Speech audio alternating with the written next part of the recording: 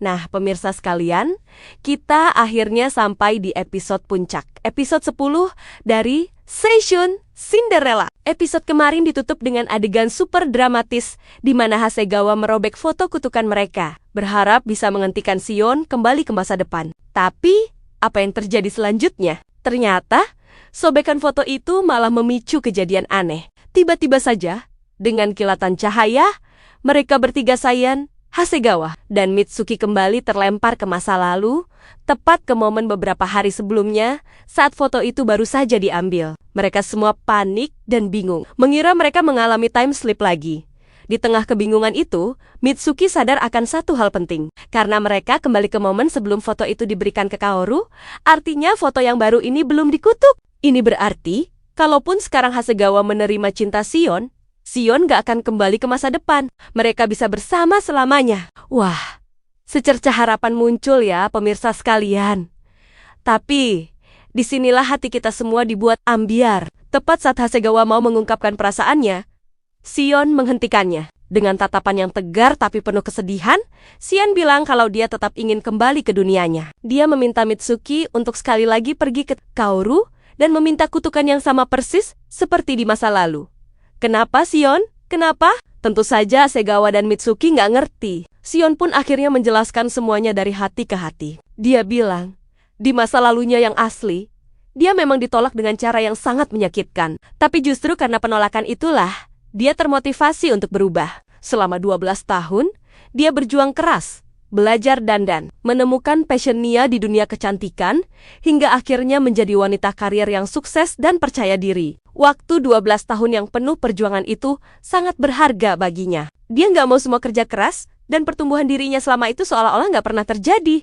Mendengar penjelasan yang begitu dewasa dari Shion, Hasegawa akhirnya mengerti. Meskipun hatinya hancur, dia sadar kalau dia nggak bisa egois. Dia harus menghargai perjalanan hidup Shion yang telah membentuknya menjadi wanita hebat yang dia cintai sekarang. Dengan berat hati, Hasegawa pun merelakan Shion pergi. Di sisi lain, Mitsuki, sebagai sahabat sejati, melakukan permintaan terakhir Shion.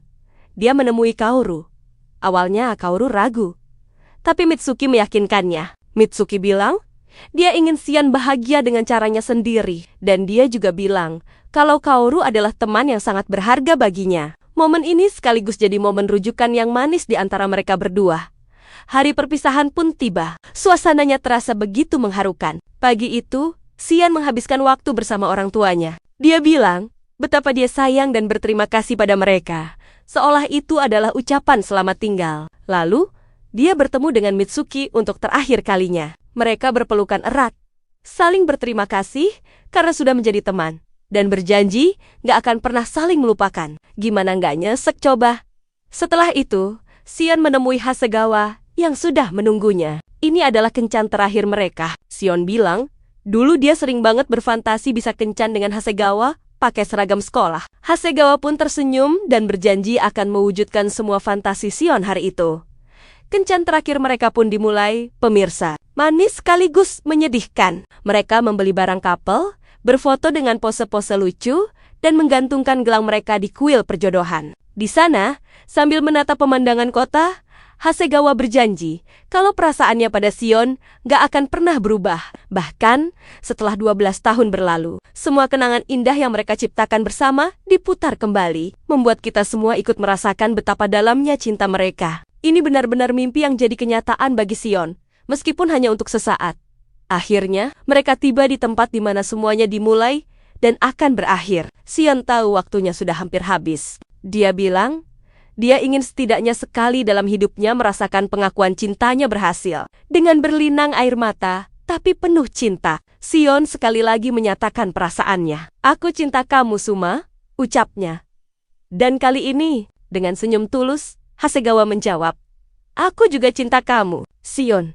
Ayo kita pacaran. Seketika setelah jawaban itu terucap, Shion pun menghilang dari hadapan Hasegawa. Time slip pun terjadi. Adegan berganti. Shion terbangun di kamarnya. Tapi ini bukan kamar remajanya lagi. Ini adalah kamarnya di tahun ke-2022. Dia sudah kembali. Ponselnya bergetar.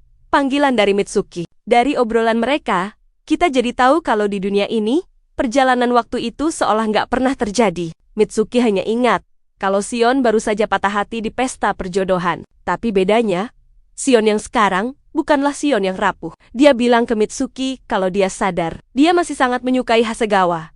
Dengan semangat baru, Sion mencoba mencari Hasegawa. Namun, nomor telepon lamanya sudah tidak aktif. Dia bahkan sampai mendatangi Sahara, teman SMA mereka. Dari Sahara, Sion mendapat kabar bahwa Hasegawa berhasil mewujudkan mimpinya untuk kuliah di luar negeri. Sion pun tersenyum lega. Pengorbanannya tidak sia-sia. Beberapa waktu kemudian, Sion mendapat undangan reuni kejutan dari Mitsuki. Ternyata, reuni itu diatur oleh Mitsuki, Sahara, dan Kaoru. Mereka semua sudah berteman baik di masa depan. Dan kejutannya adalah mereka juga berhasil mengundang Hasegawa yang baru pulang dari luar negeri. Sambil menunggu teman-temannya, Sion memutuskan untuk pergi ke kuil perjodohan yang pernah ia kunjungi bersama Hasegawa dalam mimpinya. Dan di sanalah takdir mempertemukan mereka kembali. Hasegawa juga ada di sana. Dia bilang, dia nggak tahu kenapa, tapi dia merasa pernah melihat pemandangan ini bersama seseorang yang penting. Dia merasakan deja vu. Sion pun tersenyum dan bilang kalau itu bukan imajinasinya. Hasegawa telah menepati janjinya, bahkan tanpa ia sadari. Dia datang menemui Sion di dunia asalnya. Mereka saling merindukan. Momen itu disaksikan oleh Mitsuki, Sahara, dan Kaoru dari kejauhan. Mereka bahagia melihat kedua sahabatnya akhirnya bersatu. Cerita pun ditutup dengan adegan Sion dan Hasegawa yang kini sudah menjadi pasangan dewasa. Duduk bersama. Sion teringat ucapannya dulu, bahwa dia mungkin akan mencintai Hasegawa selamanya. Hasegawa tersenyum dan memastikan bahwa perasaan itu nyata. Dan dengan ciuman manis, kisah seisyun Cinderella pun berakhir dengan bahagia. Cinta pertama yang menyakitkan justru membawa mereka pada akhir yang sempurna setelah 12 tahun. Tamat.